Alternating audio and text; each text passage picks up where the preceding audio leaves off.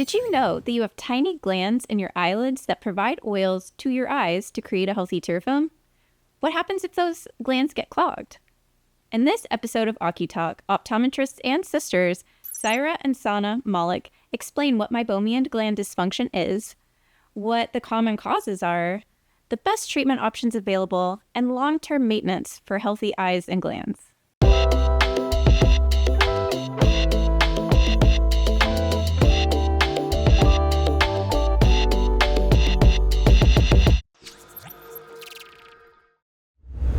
Hello and welcome to OCuTALK. Today we're going to be having a conversation with optometrists Sairah and Sana Malik. Doctors, thank you for joining us today.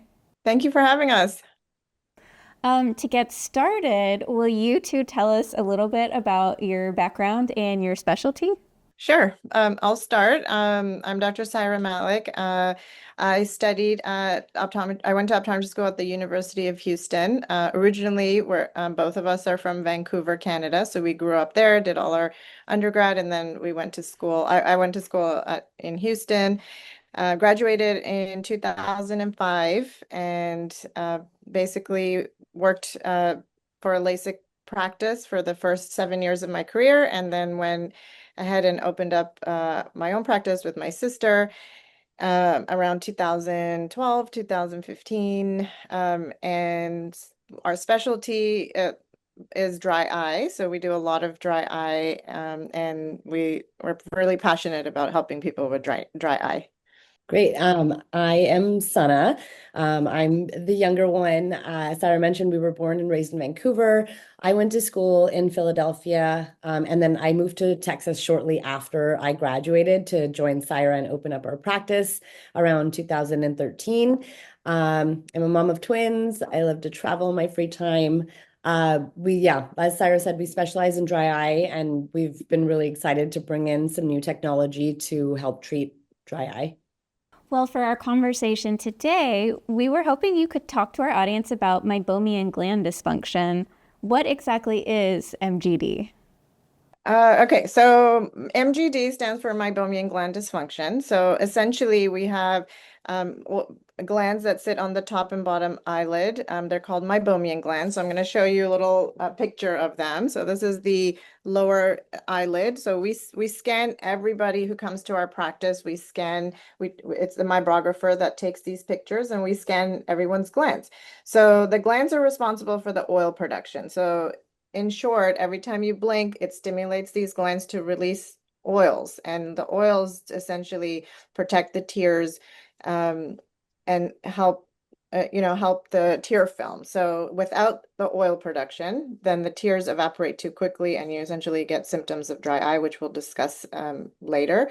But you can get gland dropout. So if you can see the second and third picture, that's when your glands start to shorten. Eventually, they die off. And someone with severe gland loss can result in very, very dry eyes. So that's essentially, in a nutshell, that's what Meibomian gland dysfunction is when the glands start to get clogged up and dry up, and they're not producing the oils that are necessary for a healthy tear film. So, what are typically the main causes of MGD? So there are a bunch of things that can cause MGD. A poor blink can cause MGD. So when you're on a screen for long periods of time, your blink rate decreases by about 50%. And so if you think of your eyelids like a pump, they're just not releasing the oils as effectively when you're staring at a screen for long periods of time. So I mean, these days, everybody's on a screen, whether it's your phone, your computer. And so that's really a big cause of MGD. There's other things like skin conditions like rosacea, which can cause a lot of inflammation, especially around the eyelids. And that can cause, obstruction and inflammation of the glands. Also things like hormones, perimenopause, menopause, all of those can affect the oil composition inside the glands. Things like blepharitis and poor eyelid hygiene can cause, again, inflammation. It can cause destruction of the glands. And then also medications definitely medications like Accutane. We've seen a lot of patients on Accutane who have really struggled with MGD. It causes a lot of inflammation, again, around the eyelids. So, what are the most common symptoms of MGD? What should patients be looking for to alert them that this might be a condition that they're suffering from? Yeah, so a lot of MGD, people who suffer with MGD suffer from things like redness, irritation, itchiness, and most of the time, MGD sufferers will wake up in the morning with a lot of dryness, so it's hard to open their eyes. Um, uh, severe MGD can cause fluctuation in vision, blurry vision, and just like a general sensation of like foreign body sensation, like there's always something in the eye, they're always having to use drops. But a really telltale sign is morning when waking up in the morning and they feel like they can't open their eyes. Or they So feel like it's worse in the morning. yeah, worse in the morning for sure. Is MGD often mistaken with other ocular surface disorders? It sounds like those symptoms could maybe be misdiagnosed. How do you make sure that it is MGD?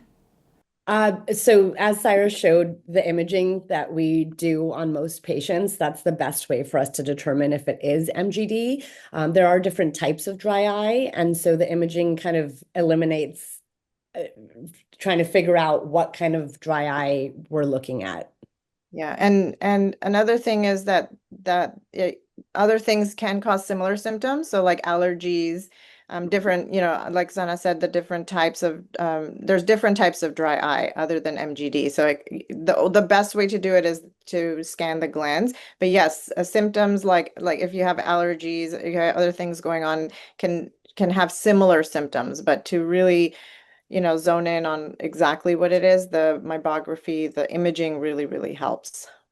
So, MGD, is it something that you would have in both eyes simultaneously, or is it one eye?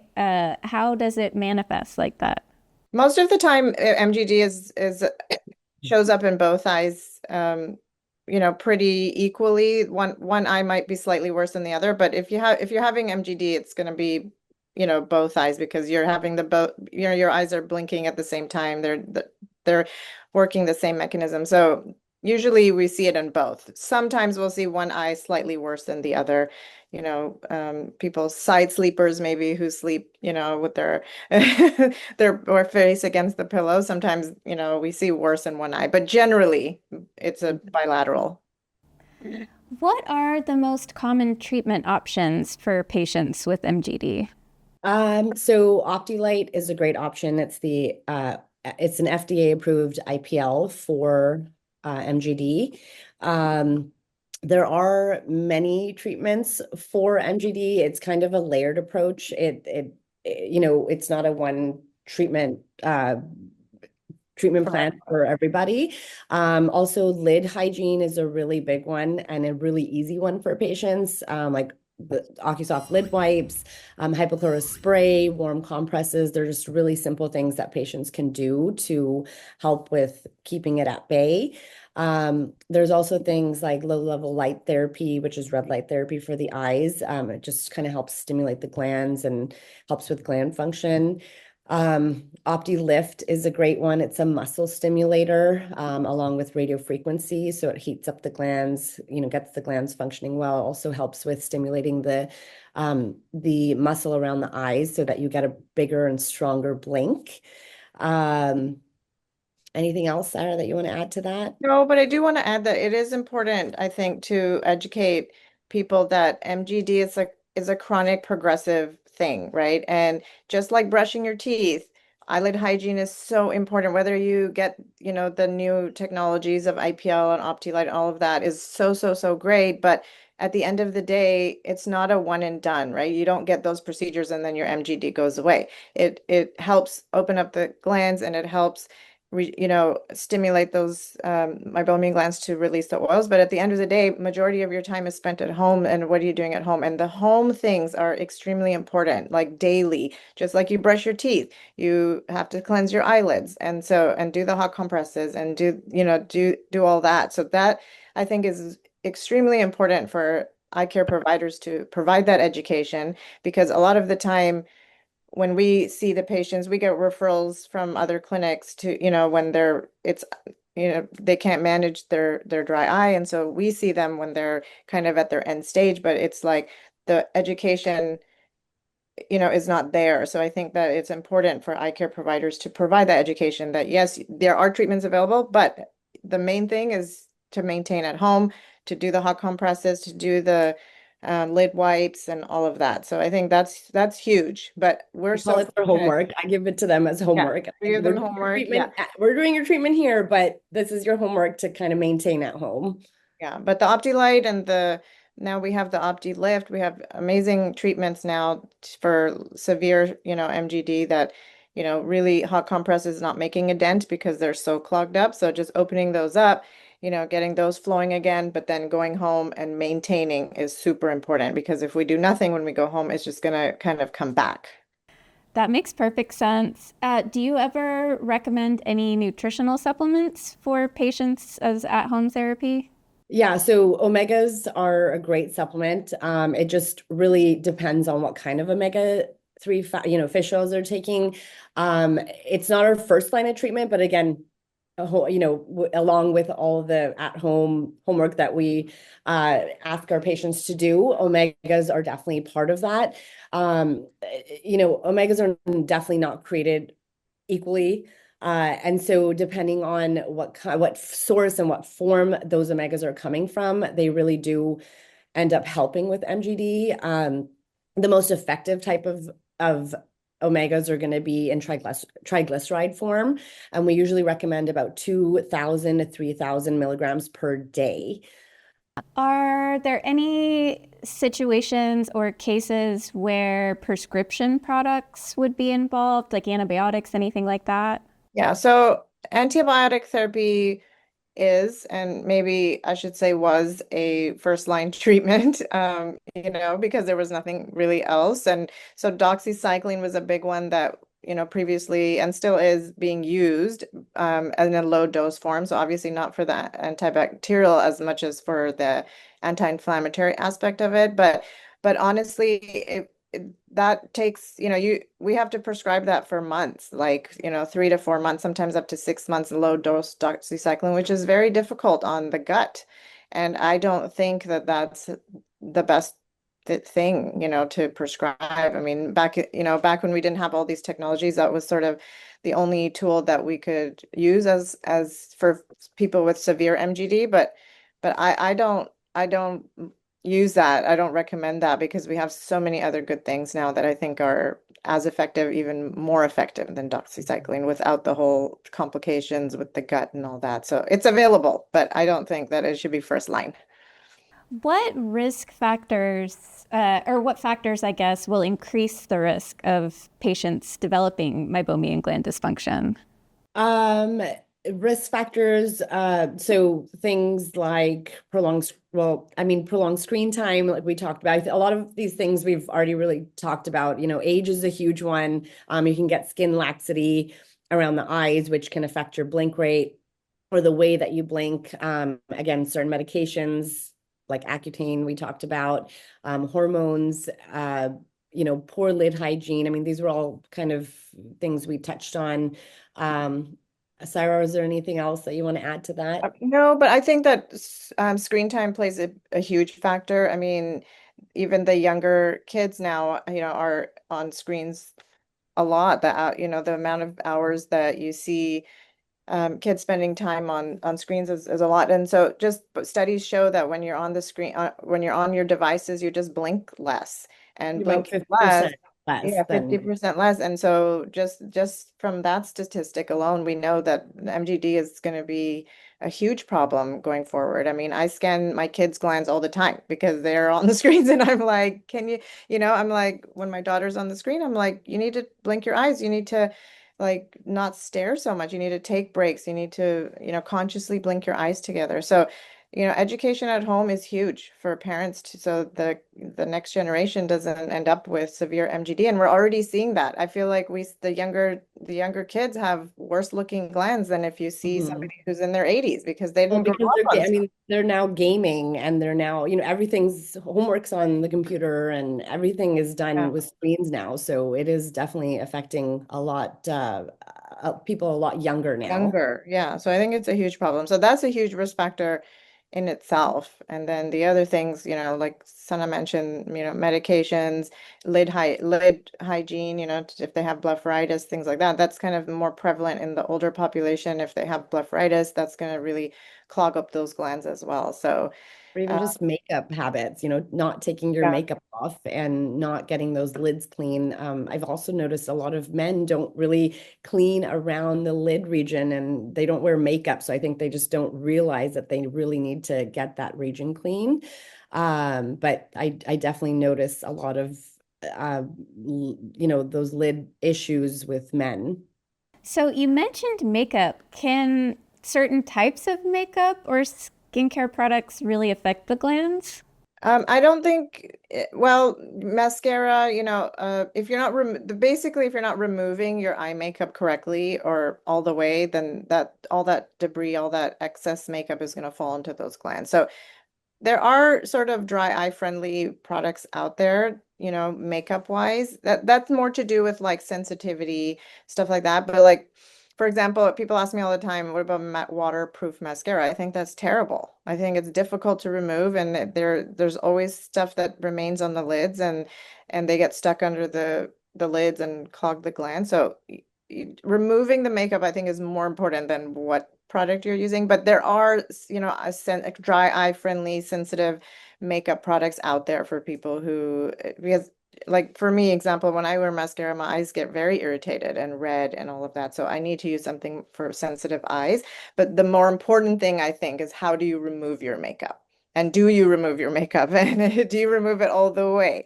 And so again, education is key because a lot of women I see are like, "Oh, I'm really bad.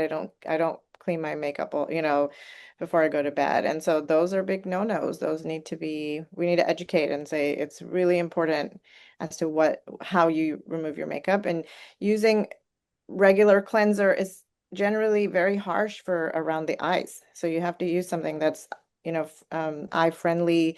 We recommend tea tree based products. Hypochlorous is wonderful to help reduce that natural bacteria that tends to live on the eyelash margins and clog up the glands. So lots of great. OCuSoft makes great products for around the eyelid. So lots of things available. So we just have to educate because people don't know. They just use their Yeah. regular cleansers over the counter for around the eye, which I don't think is. Makeup wipes, which I can't use. My eyes are too sensitive for those.